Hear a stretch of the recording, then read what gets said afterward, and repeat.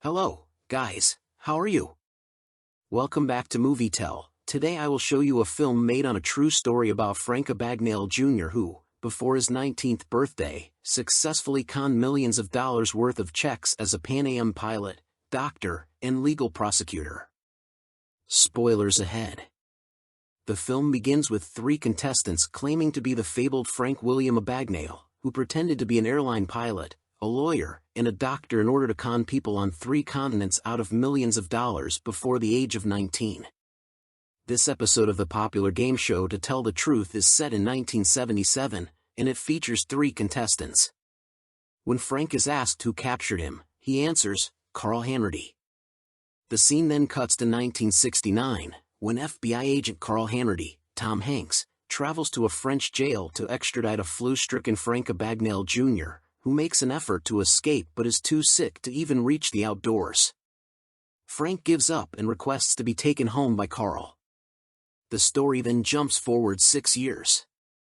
Frank Abagnale Jr., 16, lives in New Rochelle, New York, with his French mother Paula, Natalie Bay, and father Frank Abagnale, Sr., Christopher Walken.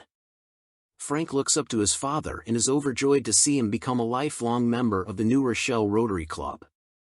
Frank observes as his father tricks a woman into giving him a black suit for Frank Jr. when his father wakes him up one morning and drags him to a store.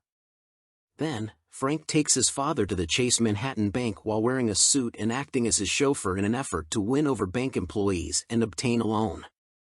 The family is forced to relocate from their stately home to a modest apartment after the loan is refused, as a result of a number of IRS tax scams by Frank Sr., which leads to conflict between Frank's parents. Frank enrolls at a public school after that and wears his old school's outfit on his first day. Frank walks to the front of the class and pretends to be the new class substitute teacher after hearing some guys in his class make fun of his uniform and joke that it makes him look like a substitute teacher as he enters the classroom. He even sends the real substitute teacher away by saying there was an error. Before Frank is exposed and his parents are summoned in to talk about the situation, the charade continues for a week. Frank's father is surprised at how far his son was able to get with the scam, while his mother is furious about it. Frank, James Brolin, witnesses his mother having an adulterous relationship with Jack Barnes, his father's buddy, one day as he is returning from school. Frank's mother attempts to buy him off, but he is too furious to pay attention. Frank returns home shortly after to learn that his parents are divorcing.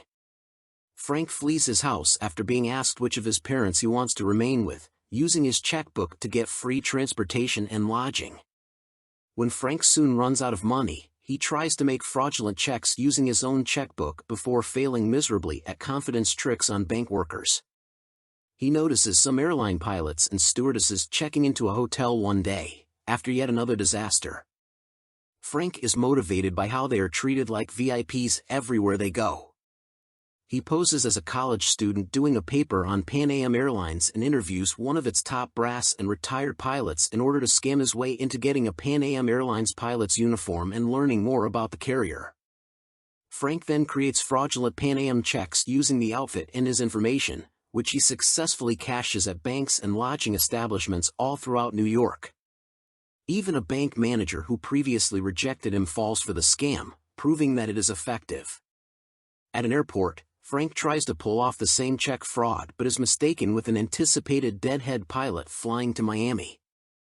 Frank accepts it and embarks on his very first trip, which is followed by his first sexual encounter with a stewardess.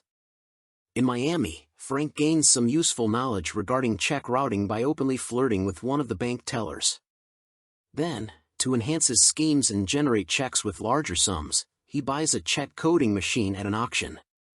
Meanwhile, a practically humorless but tenacious FBI agent named Carl Hanratty has learned of Frank's check fraud and follows the most recent forgery to a hotel. There, Carl surprises himself by learning that Frank is still a guest there and enters his room to arrest him.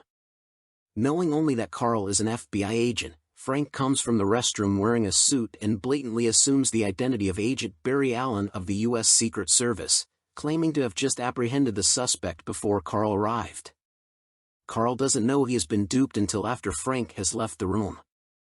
After the incident, Neither the information in the room nor Carl's account of what happened provide any leads, and the fingerprints that were gathered in the area are useless. Frank learns that he has earned various Nick titles, including the Sky Wayman and the James Bond of the Sky during another interview with the Pan Am Brass. Frank gets inspired by this title and goes out and buys a Bond-style outfit and an Aston Martin car, which he then drives about in for fun. Soon later, he meets Cheryl and Jennifer Garner, a magazine model, at the hotel where he is staying. Frank states he only has a check for $1,400 when she offers to spend the night with him for $1,000. Cheryl then asks him to endorse it to her and promises to give him the remaining $400 in cash. As a consequence, the girl really pays Frank to have a sexual encounter with her. Frank soon makes an attempt to get his estranged parents back together by using the money he has stolen. He hands over the keys to a brand new Cadillac and invites his father to a posh restaurant. Since the IRS is still keeping an eye on him and Paula won't talk to him, Frank Sr. says that he is unable to accept the present. On Christmas Eve a few months later, Frank phones Carl when he is working alone at the FBI office to apologize for misleading him earlier.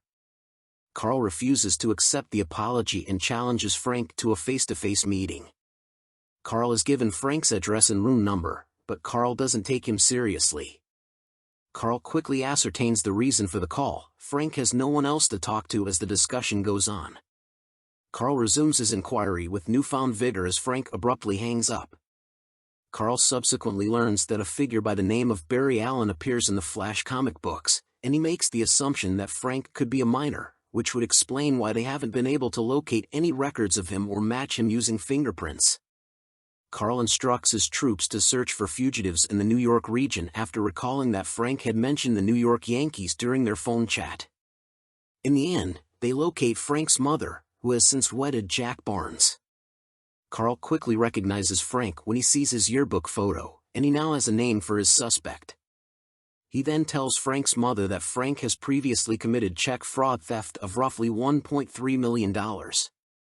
Later, while visiting a friend in an Atlanta hospital, Brenda Strong, Amy Adams, a young hospital nurse, captures Frank's attention. He chooses to enlist with the hospital under the guise of a doctor, forging his Harvard Medical School credentials and fabricating an amazing fake resume. Brenda is on his staff once he is appointed as the emergency department night administrator. Frank is able to persuade the medical interns on his team to step up and make medical calls on their own despite having no medical training or expertise, allowing him to handle the business end of things without ever having to interact with patients. He finally succeeds in winning Brenda over, and the two start dating. Frank tries to help her reconnect with her family by proposing to Brenda after learning that her parents rejected her when she had an abortion in the past. Carl sees Frank's father in the meanwhile, who adamantly refuses to give up his son. Carl discovers a letter from Frank with his Atlanta address, nevertheless. Carl and his team arrive at Frank's house using the address, but Frank has already left for a meeting with Brenda's parents in Louisiana. Carl does recognize Frank's new pseudonym on his Harvard graduation, which leads him to the hospital where Frank has already resigned. In Louisiana, where Frank professes to be a Lutheran like them and to be a licensed doctor and lawyer as well, Frank and Brenda meet with Brenda's parents. Frank readily admits that he is not a lawyer, a doctor, or a co-pilot when Brenda's father Roger, Martin Sheen, challenges him about his sentiments. Roger interprets this as merely a romantic speech and agrees to offer his daughter's hand in marriage. Additionally, passing the bar test, Frank works as an assistant prosecutor in Roger's legal team. Frank returns to New York to see his father and break the engagement while the wedding planning is still ongoing. Frank Sr., who is currently working for the U.S. Postal Service and is still having problems with the IRS, tells his son that his mother has married Jack Barnes and has moved on, which breaks Frank's heart. He also says that the FBI visited him and that they are aware of what Frank is doing. Frank begs his father to tell him to stop, but Frank Sr. instead urges him to continue. Frank takes his father's leave, furious at his lack of fatherly behavior. On Christmas Eve, Frank phones Carl at the FBI office, where he finds his team listening in on the call. Carl had been anticipating the call. Frank tells Carl to quit pursuing him, that he is finished and ready to settle down. Carl tells him that this is not feasible because Frank has already stolen roughly $4 million. Frank acknowledges and hangs up, not realizing that notifying Carl about the engagement was a mistake. Frank had to maintain the same name when he relocated to Louisiana because he is seeing a female who believes it is his real name, and altering it would raise too many questions, according to Carl, who had discovered Frank's pseudonym in Atlanta. The night of the engagement party, Carl and his men find Frank after searching through wedding announcements. Frank confesses to Brenda who he really is before fleeing out a window and requesting Brenda to meet him at the nearby airport a few days later. Frank is shocked to discover Brenda is being closely followed by many FBI officers in disguise when Brenda shows up as expected. When Frank doesn't show up, Carl instructs his men to guard the airport because he believes Frank will try to expose him in some manner and try to flee the area via plane rather than go quietly. Frank implements a new strategy in which he visits a nearby college to solicit stewardesses to fly to Europe by posing as a recruiting pilot from Pan Am Airlines.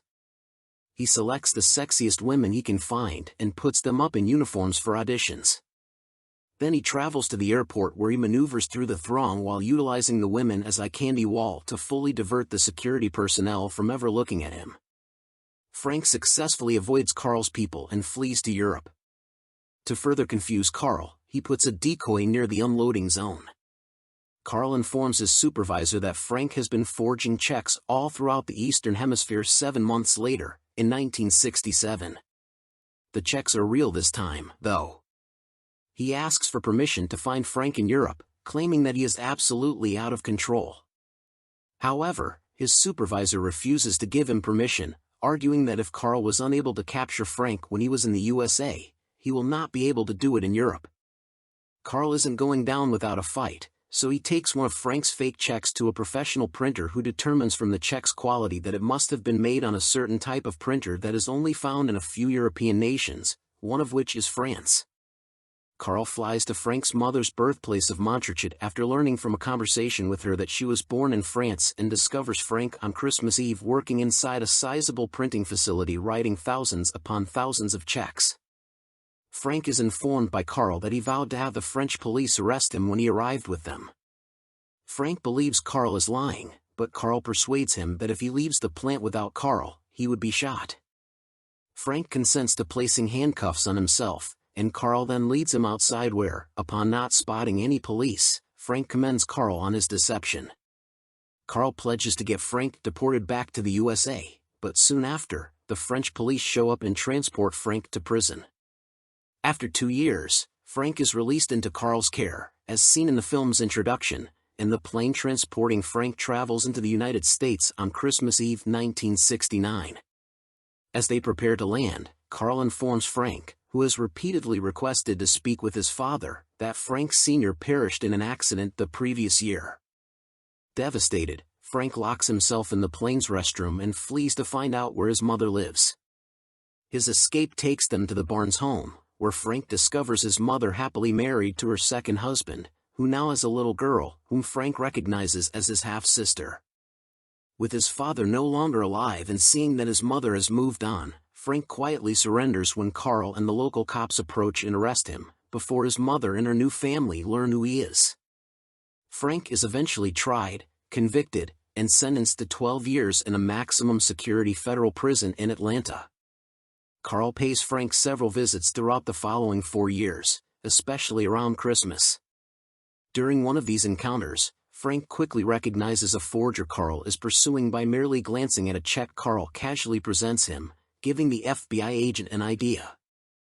Carl returns to Frank later, this time accompanied by his supervisor.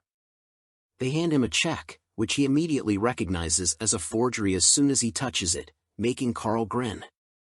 Carl arranges for Frank to serve the balance of his sentence working for the FBI's check fraud division under Carl's supervision in 1974. Although Frank is no longer in prison, he remains shackled to his desk job and craves the excitement of his former life. When he comes upon a pilot outfit, Frank is tempted to pose as an airline pilot once more. Carl joins him at the airport just as he is ready to take off. Carl lets him go, expecting that Frank would return to work on Monday now that he is no longer pursued. Carl is concerned when Frank fails to arrive at work on time on Monday morning. However, Frank does appear, and the two begin discussing a freshly found check fraud that demonstrates some novel types of forgery they haven't seen before. Carl asks Frank, as they go over the check, a question that has been bothering him for years: how he cheated on the Louisiana bar exam in order to become a lawyer. Frank maintains he did not cheat and that he prepared for 2 weeks before passing the exam on his own. Carl asks if this is true, but Frank prefers to focus on the matter at hand and continues.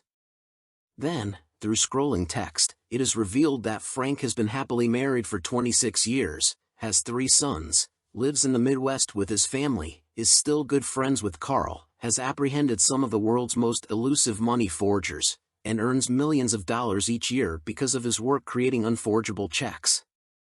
Thanks for watching. Like and subscribe for more content like this.